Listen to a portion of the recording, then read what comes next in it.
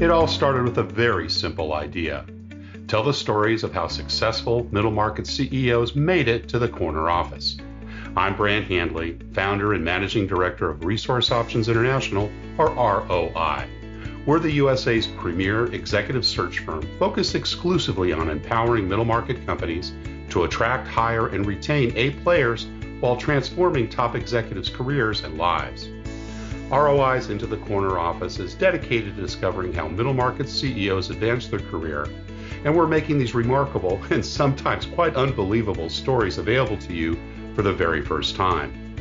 Listen and learn about the challenges they've overcome, the interesting people they've met along the way, and the lessons learned that steered these executives' unique journey into a middle market corner office of their own. I know you enjoy these CEO stories as much as I've enjoyed recording them. So thank you for listening today. And if you like what you've heard, rate us on iTunes or wherever you get your podcasts. I'm looking forward to you joining me on the next great middle market CEO adventure into the corner office.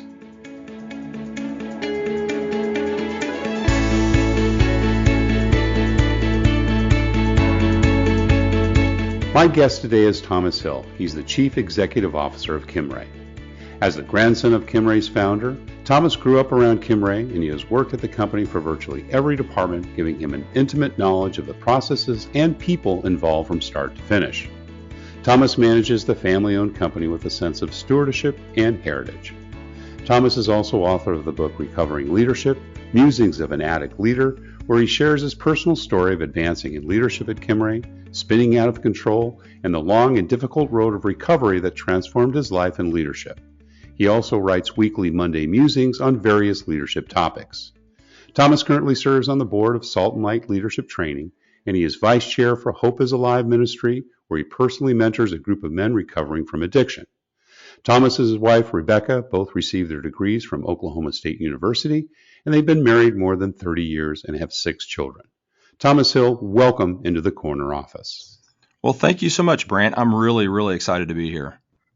It's great to have you here, and so wonderful as we kind of change seasons here, and always kind of like to kind of talk on or touch on really how folks are doing pandemic-wise, and how are you doing, and how's the family and all the folks at the company? Have you guys been doing well through this? Are there been some specific challenges as you've had, as most of us had through this last year and a half? Absolutely. Well, of course, Brant, this has been challenging for everybody, and so it's obviously been challenging for us. Although I'll brag on my team a little bit, we very early in the pandemic, in fact, before any of the shutdowns occurred, when things were just beginning to ramp up, we created a COVID response team that was drawn from various areas in our organization, both executive level and basically shop floor level, and tasked them with kind of rifling through all the data and monitoring what was going on, and then as a group coming up with recommendations for policy.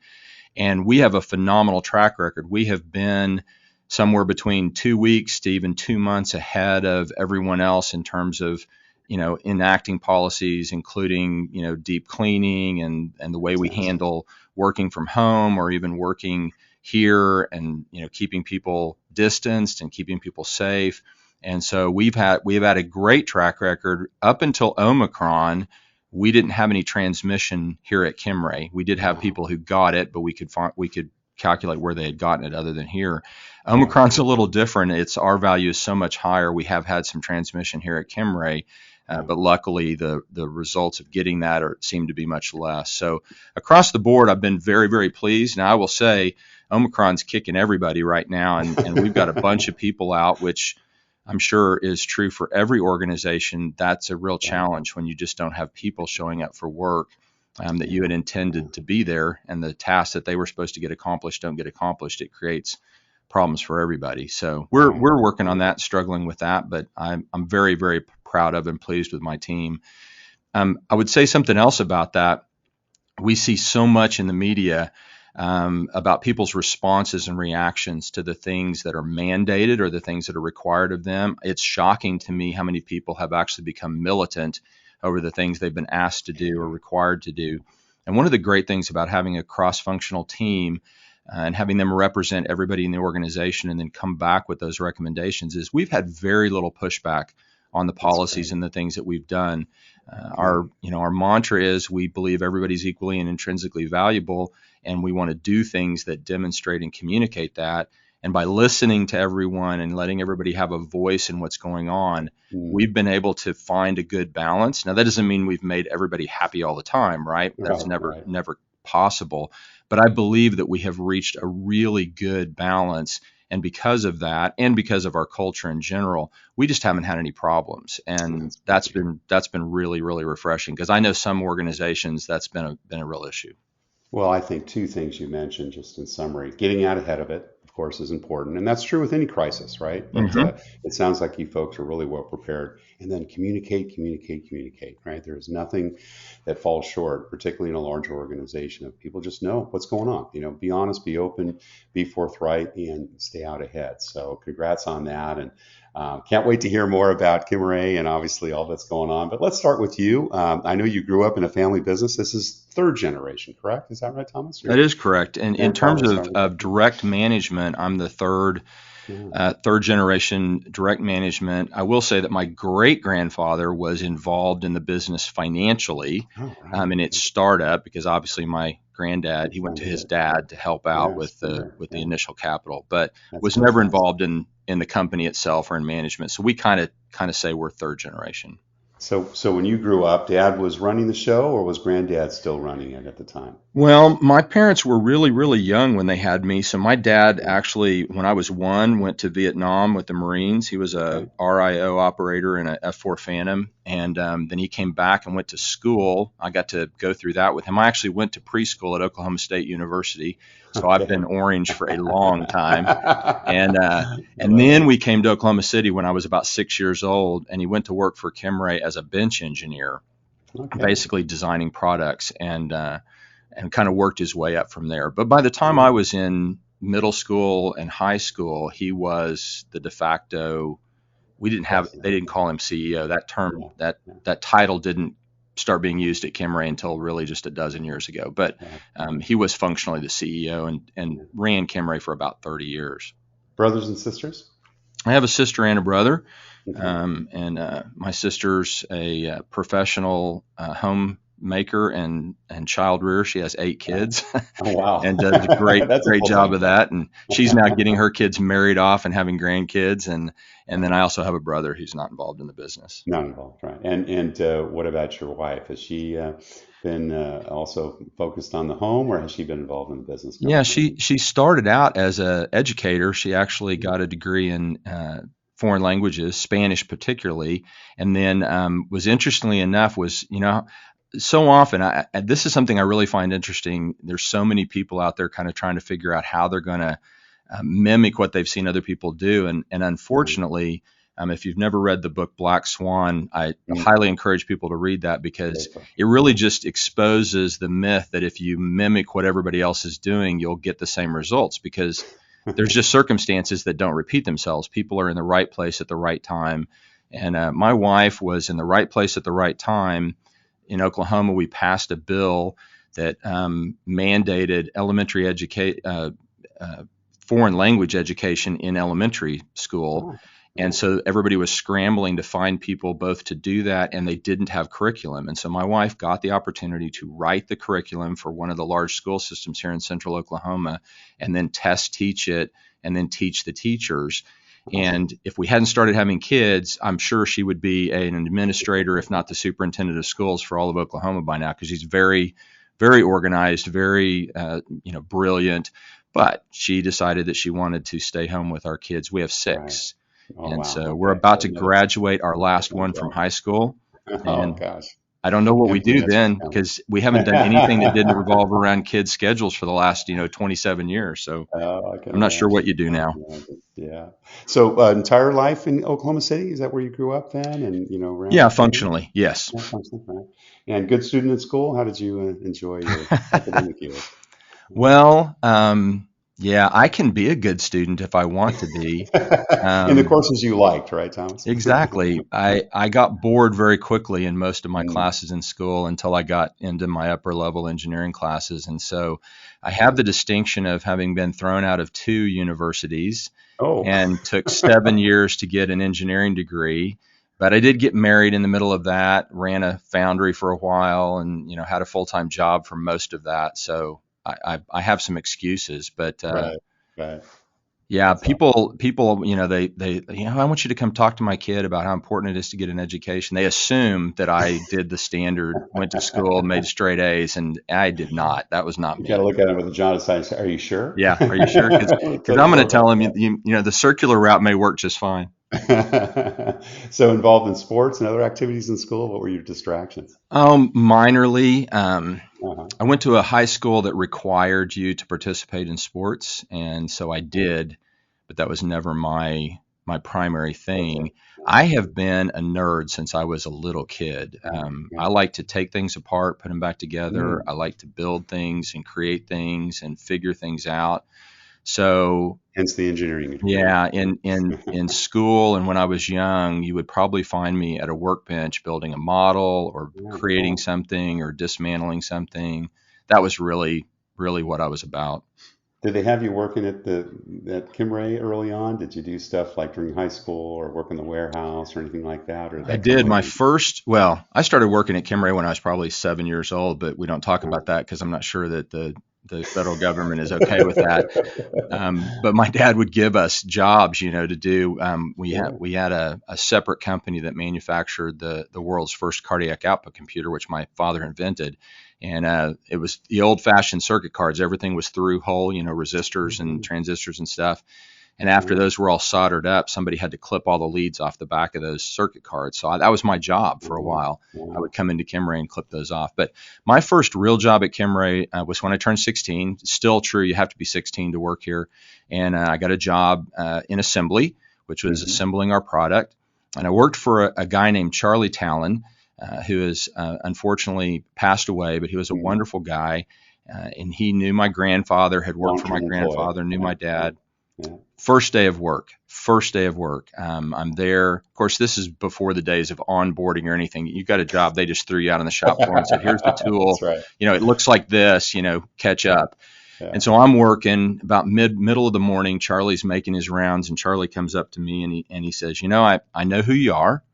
I know what your name is, and I want you to know that that's not going to make any difference out here. In fact, I expect you to work harder and better than Yeah. anybody else. You owe your granddad that." That was the first thing he said. The second thing he said was, "Stay away from my daughter. She was working that summer also." And I got to tell you, I took both of those. I took his advice on both of those issues, and I'm really glad I did. He taught me early on that even if I could have an advantage because of who I was, I didn't really want that. I didn't Yeah. want to have that following me around, that I had taken advantage of my name. I needed to be able to I needed people to believe that I had worked as hard as they had and that I knew Yeah. how to do the job. And that's really something that has followed me ever since. And I can say even today, I stay as a CEO, I still stay very connected to the data, so I know what's going on the shop floor. Obviously, I'm not controlling it. I'm not making a lot of those decisions. I'm certainly not Right. doing that work. But I can walk out on the shop floor and have a conversation with somebody, and I know what they're talking about. I know what they're facing. I know, what the metrics are that they're working against, and I think that's been a big benefit to me in my Yeah. management. Yeah. Awesome. So was OSU a foregone conclusion as far as college was concerned?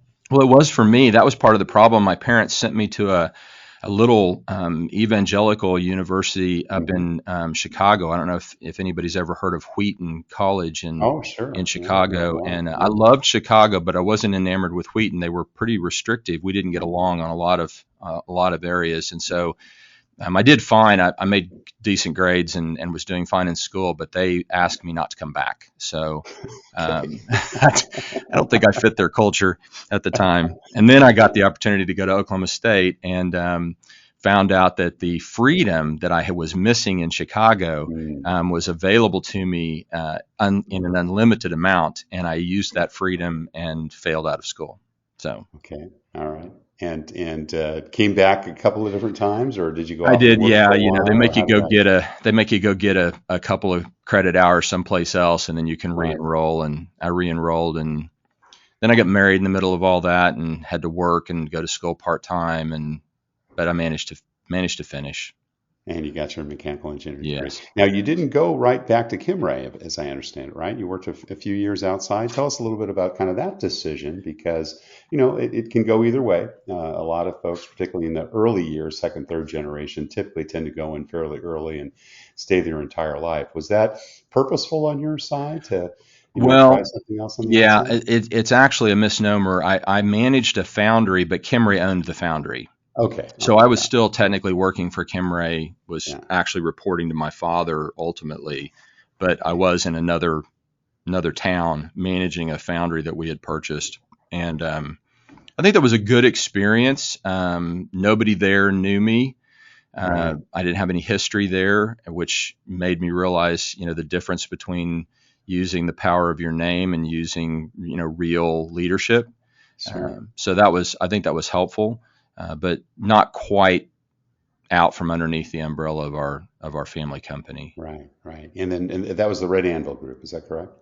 Is that No, that no, no, was no. the, oh, that was something else. That yeah, that's a little later Okay. in the story. Got it. Um, I had worked here for 25 years, and then managed to get myself fired from my family company. Okay. So I mean, we can go into Interesting that turn of story. I don't events. know. I don't know what your Oh, that sounds path good. here is, but You brought it up, Thomas, so that's very interesting. How did that come about? well, the shortest way to tell the story is growing up. And I want to be really, really clear with your listeners that I love and respect my grandfather and my father, but they were unique men. My grandfather was a genius. He was He brilliant was in an ways inventor, that, right? say that again. He was an inventor, He correct? was the Computer. vast Yeah. majority of the product that Kimray built a reputation on. He created, Right. Right. held 44 patents, Wow. was just unbelievably brilliant. And I spoke his language, and so he and I got along fine. But he was not an easy man to work for or to live with. He was very exacting and not very sociable. He had today we would say he had a very low EQ, Right. and Got it it. didn't bother me. Normally. I didn't think. Right. My Right. father was similar. Is similar. My father's a Marine. He's firstborn, Type A, very very competitive, very successful, very very brilliant. And so I grew up surrounded by these men who I never saw them uncertain or afraid. In my family, we fixed everything. There was a solution to everything. And we Mm. stepped into other people's problems and fixed them. And of course, watching them run the company, they would have those conversations around the dinner table. And so I got this sense very early when I was very, very young that that's what it meant to be a man. That's what it meant to be successful. Mm. Unfortunately, that's not actually true about anybody, right? Nobody is certain all the time. Nobody is unafraid. Everybody has fears and concerns and doubts and doesn't know sometimes.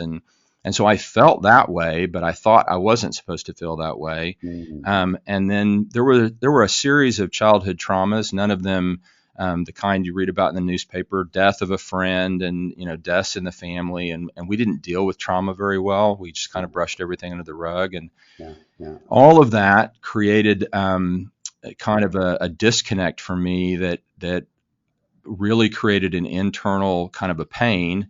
And I learned early on to deal with that pain through behaviors, the number one of which was performance. When I did things, people praised me and I got attention, and Mm. that felt good, made me feel Right. better. So I basically became, my therapist says, I was a human doing instead of a human being. And that was kind of my primary thing. But then I also I tend towards compulsive behaviors.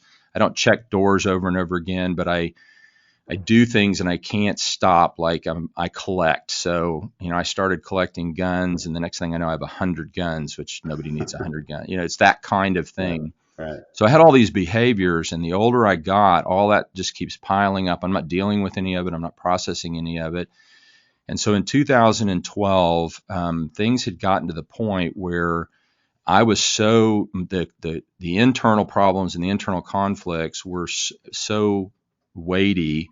And all of those things are functionally addictive behaviors. And the great thing about addiction is it works. The addictive behaviors, whether you're drinking or doing things or taking drugs or having sex, it doesn't really matter. The addictive behavior, you're doing that to make yourself feel better. And initially that works, but then it doesn't work as well. And you have to do more. And then it doesn't work and you have to do more. And that's the same thing no matter what addiction. So I got to the point where I was just I just was constantly doing things to make myself feel normal. And that wasn't my job. And I got to the point where I wasn't really doing my job and I was doing a bunch of other things. And my family came to me and said, this is a problem and we need you to step aside. And so that happened on a Friday morning in 2012. And that was my whole identity, Grant. I mean, I know there are people listening to me right now who this will resonate with. I didn't know who I was if I wasn't running Kimray, because that was what I always wanted. If you'd asked me when I was in first grade, I would have told you I want to be an engineer and I want to run Kimray. And I had achieved that.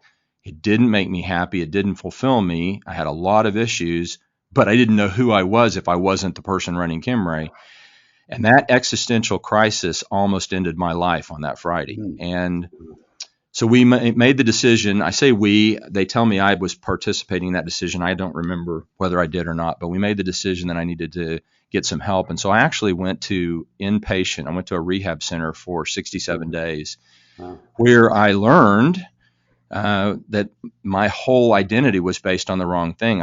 Instead of my value and my identity being what I did and what I accomplished, I learned that my value is intrinsic and equal to everybody else's, and that my identity is internal to me. It's not about what I do or what I accomplish. I am who I am, and doing things is great and helpful, and sometimes it's how you pay the bills, but it's not my identity. And so I came back from that, not thinking I would be able to come back to Kimray. And so that's when I started Red Anvil. I did start another company. The issue's never been not having something to do. I never worried about having something to do or being able to make money or generate wealth or create products or anything. That's really kind of the easy part. So I did that. And about a year after I left, the board had come in, they'd cleaned a bunch of stuff up, and they started thinking about the future of Kimray, and they decided that it was in Kimray's best interest to have somebody in the family managing the company. And so they asked me if I'd be willing to talk about coming back. And we had that conversation. Interestingly enough, I was not sure I would come back, because it's kind of like a drug addict going back to the drug house they used to live in. You want to be really careful about repeating the circumstances and the surroundings and the patterns. But we had some conversations, and I was healthy and doing well. And so they brought me back. Now, I came back as the vice president of manufacturing, which was a job I had had about 15 years before. And I was reporting to someone I hired while I was running the company, which was a little, it's an opportunity to practice humility and make sure that I kind of knew who I was. And then over a period of a couple of years, I worked my way back till they installed me as CEO. Well, interesting. So who stepped in back as president? Was it your father, or who took over that? Yeah, my father stepped back in and actually at that point in time assumed a CEO title and replaced the board with a different board, because that was also part of the problem, and just did a lot of housekeeping. And then when I came back, starting out as vice president of manufacturing, after a while, they moved me to COO to basically support my father in his CEO role, because he has MS and it was getting more difficult for him to function. And then when he decided to step down, the board was going to do a nationwide search. They really thought seriously about just bringing somebody else in to be CEO. But after a while, they came to the conclusion that it was in the company's best interest to try me out. And so far that has worked. And I'm very pleased that they made that decision. But I don't take that for granted that, I got this opportunity. So when you think about now coming back, and again, thank you for your candor. It's a very difficult time, I'm sure, for you as well as the family and the company as you went through that transition. Yes. What's different now as you come back and you take a look at obviously kind of your day to day and kind of the arc of your leadership? Have you modified your role in a way, and do you behave differently as it relates to how you work with your folks and the people in the organization and broadly? And tell us a little bit about that. How have you kind of maintained, I guess, the stay in that different groove than you were in before? Well, yes, the answer to that is yes. If you have a couple of days, we can work all the way through all of that. It's a lot of material. We'll abbreviate it. I did actually write a book about that, Oh, both that experience and exactly that, the difference yeah. between the way things were before and the way things were after my experience in recovery. I would say, Brant, What's the name of the book, Thomas? Just so the name of the our book is listeners. Recovering Leadership Recovering Leadership. Fantastic. by Great. Thomas Hill III. Yeah, fantastic. Available on Amazon as far as I know. But Great, terrific. Well, nice plug. But I'm definitely going to go take a look at it because this is a wonderful story. But give us the highlights. yeah, what were so two of the I, three I things would that say were the different? number one thing is kind of what we've already touched on. Before, I believed that my value was associated with my accomplishment, with Right, with what I right. did, what I created. If I believed that about myself, then if you worked for me, Brant, what would I believe about you? Yeah, The same totally. thing, right? That Yeah, your exactly. value is associated with your accomplishment. Well, I'm just going to ask you a question. I think you already know the answer. Do you think I thought you accomplished more than I did? Absolutely not. Absolutely not. I'm the head of You the couldn't. company. It Nobody wouldn't works work more than within I. your I don't paradigm. sleep. I'm Yeah, type A. yeah. I'm obsessive compulsive. Right, right. Nobody. I'm the smartest person in the room, right? And Sure. so, which is also something I learned is not true. But so even though I would never have said it, what was true about my belief system is I believed that I was more valuable than other people. Now, the irony of that is I was also very insecure about that value. That was part of my problem is I was constantly having to one up myself, right? I couldn't even enjoy what I accomplished because I was Of always course. worried about, well, what's the next thing I'm going to do to keep this going? But Right. that created an environment at Kimray because here's the reality. The culture of an organization is an organic result of the beliefs of the organization. Right. Organizations have beliefs. Beliefs are what drive us to behave the way we behave. Since organizations behave corporately, as it were, they have beliefs.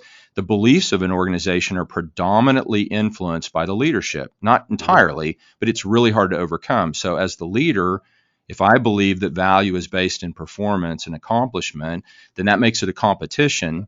So I created a competitive environment where everybody is competing for value, which is very unhealthy for human beings. That's not the way we were designed to be. And so Right. even though we were a good company and I was a good boss, people liked me. I wasn't mean or Sure. Yeah. problematic.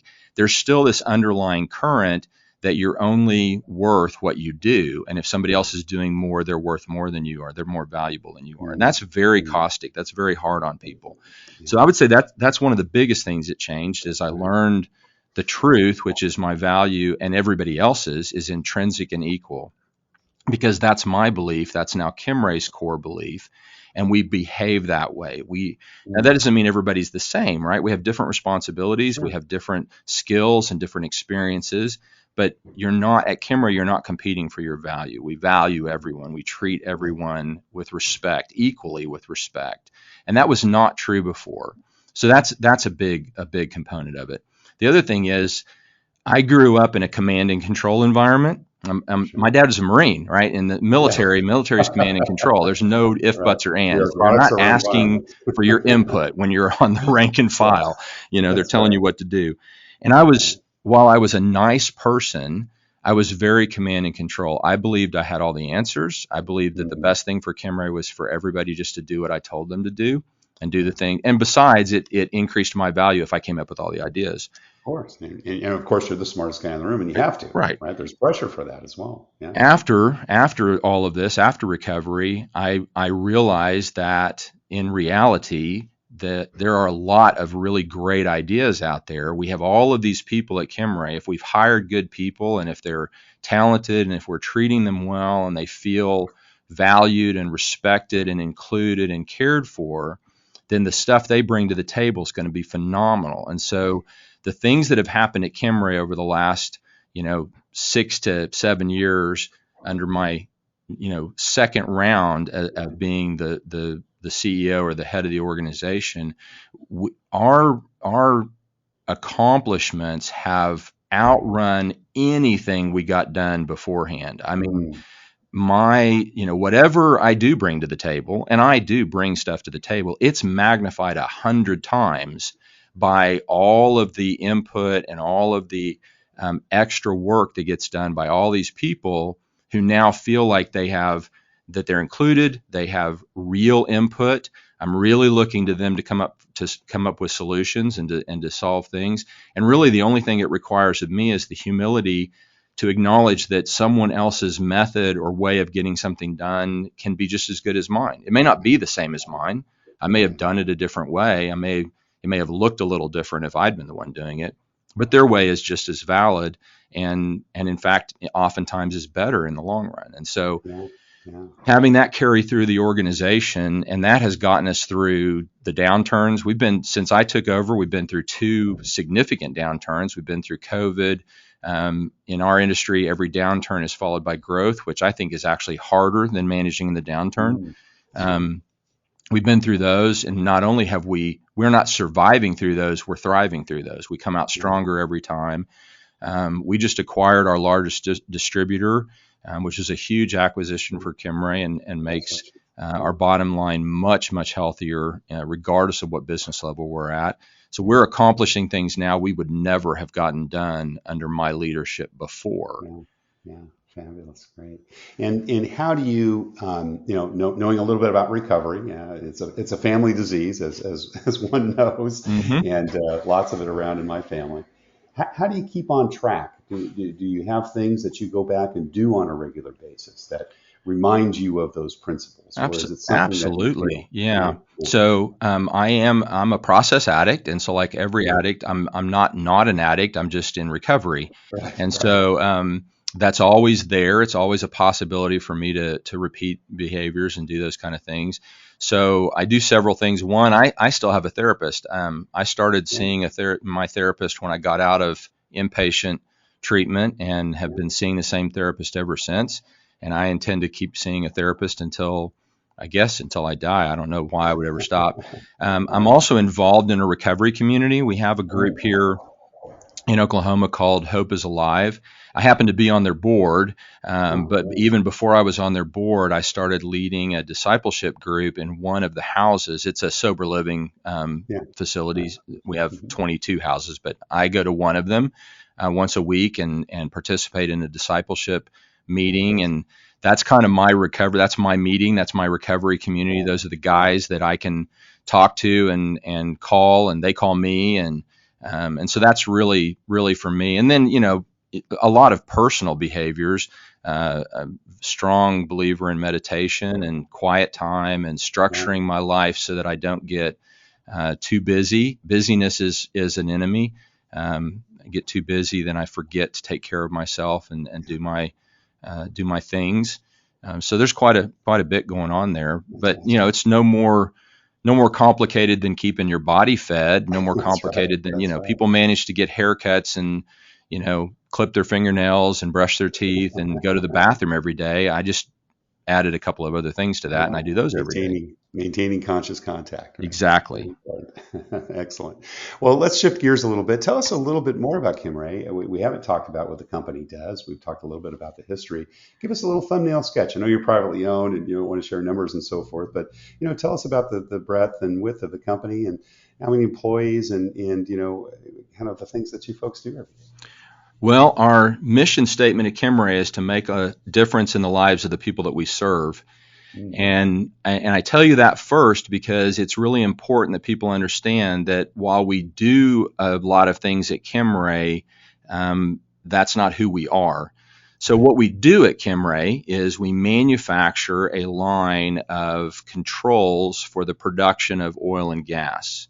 So if anybody has driven by a well site somewhere or seen a well site, you're liable to have noticed some horizontal or vertical tanks or vessels, and there's piping going all over the place. And then there are valves. We make those valves, and we make level controls and thermostats and a lot of different, all the controls, mechanical, pneumatic, and electric controls that are necessary for processing the fluids that come out of the ground at a well site. A lot of our equipment's on separators and things like that. So that's what we do. All of our manufacturing is here in Oklahoma City, where I am. We have about 325,000 square foot under roof and 16 different buildings separated by 3 city streets spread over 22 acres because we've grown since 1951. We've been just kind of spreading out in this location. And we have about 700 employees right now. About 600 of them are here in Oklahoma, and then 100 of them are spread around at our distribution locations. We are represented by physical locations pretty much anywhere there's an oil and gas play in the United States, and then we're represented by other companies in all the foreign locations where there's oil and gas. We do sell internationally, and so our product, I used to bet people, and I probably still would. Nobody ever won the bet that if you can find an operating well site in North America that doesn't have a Kimray product on it, I'll buy you a steak dinner. So we're very, very much have the lion's share of the products that we make, partially because Garman invented the piloted back pressure regulator, which is kind of the piloted regulator is kind of one of our the thing we're kind of known for. Nobody does it better than we do, and we've been doing it longer than anybody else has. So we're really kind of the de facto standard in the industry. In fact, we're the one everybody copies, right? So most of the competitors, most of the people that compete with us are really just selling our product that they copied. Right. International operations as well, or just distribution? Just distribution, yeah. And actually, we played with trying to do that ourselves, and playing the international game is its own thing. I mean, it's a mess. And so we went with we now have agreements with companies that have stateside presence so that we actually sell our product in the States and they export it. Which is much easier than directly exporting yourself. So talk a little bit about culture and, maybe help us understand. You shared your mission statement, which is fabulous. And but again, 700 people, you're far in the field. You've got new people coming in all the time.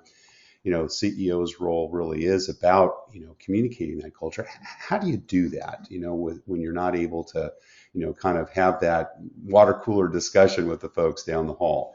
Are there town meetings? Do you have communications? Right. Folks get training? Tell us a little bit about that. Well, 2 things, Brant. Kudos to you for pointing out that one of a CEO's primary roles, maybe not the primary or the only primary, but certainly one of a CEO's primary roles is communicating lots of things, but communicating culture. And I think that I see a lot of evidence that some CEOs forget that that's their job. And we see the result of that in the organizations and in the things that happen. So that is a good question. How do you do that when you have a lot of people? How do you do that when you're spread around? I spend a lot of time directly communicating. So we have a really good system of we do monthly meetings, corporate-wide monthly meetings. Here in Oklahoma City, pre-pandemic, those were in person. So it took 5 meetings to put all of our people in a room, but we would do the same meeting 5 times. And that way everybody got to see management and me and got to hear the same thing. We now record those and send those out as a recording, which is not quite as effective, but it's better than not doing it at all.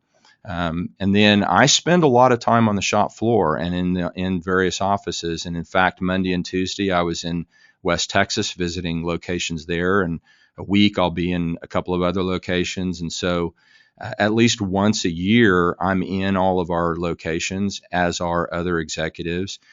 But here's the thing. My job is to communicate, right. But I can't reach all 700 of our people all the time. Right. So what my primary job is to make sure I have completely communicated and continually communicate that to my direct reports, and then make it part of their responsibility. Not just, hey, this is something you should be doing, but really part of their job description, part of their evaluation, that they're then in turn communicating that to their down chain. Yeah. And what we find is that no matter how much I communicate, we start losing it around the manager level and supervisor on the shop floor level if the other officers and then the vice presidents and then the directors aren't working just as hard as I am at communicating. And so really I focus more on making sure that I'm consistently and constantly working with the other executives and encouraging them to move forward. That's really where I spend a lot of my time. Yeah, makes good sense. What do you look for when you're making bets in the people you invest in and hire at Kimray? Well, of course, it varies depending upon what level of position we're trying to fill. When we're hiring people for the shop floor, they get interviewed by a supervisor or a pool of supervisors, and we kind of have a short list of things that we're looking for. But you can afford to try them out, right? You can afford to put them on the floor and see if they work out. And typically what we find is if they're not going to work out, they self-select out. We don't typically have to get rid of them. But when I'm hiring for an executive level position or even a mid-level management position, we spend a lot of time with them. I think that a lot of times people shortchange the interview process. It's obviously difficult to learn about somebody in a meeting, right? In an Right. hour long or 45 minute hour long, right, and you're asking them, some standard questions, and they've read a bunch of stuff on the internet about how they should answer those questions. And, the internet's taken all the mystery out of everything, by the way. But used to be if you could retain data, and that's one of the things I'm really good at. I'm a data junkie. If you could retain data, you could be Superman, right? I mean, nobody could whip me at a bar. I knew everything. Now everybody can just look it up on their phone. It's no fun at all. Right, they're looking at under the table. They got Google. Exactly. But so we try to spend more time with them. We try to get them in front of multiple people, and then those people get back together and kind of compare notes and compare their feelings. But the other thing is, interestingly enough, a lot of times when I talk to other executives and I talk to other people about how they're doing, their interviewing, they spend most of their time trying to learn about the other person, which I understand, but there's going to be a limited amount that you can do. We spend a lot of time in the interview process making sure the person we're interviewing understands us, Right. Because I'm just going to look them in the eye and say, is this a place you think you can thrive? Because we do have some fairly specific things that are important to us at Kimray. And if they're not going to be important to you, you're not going to work out here.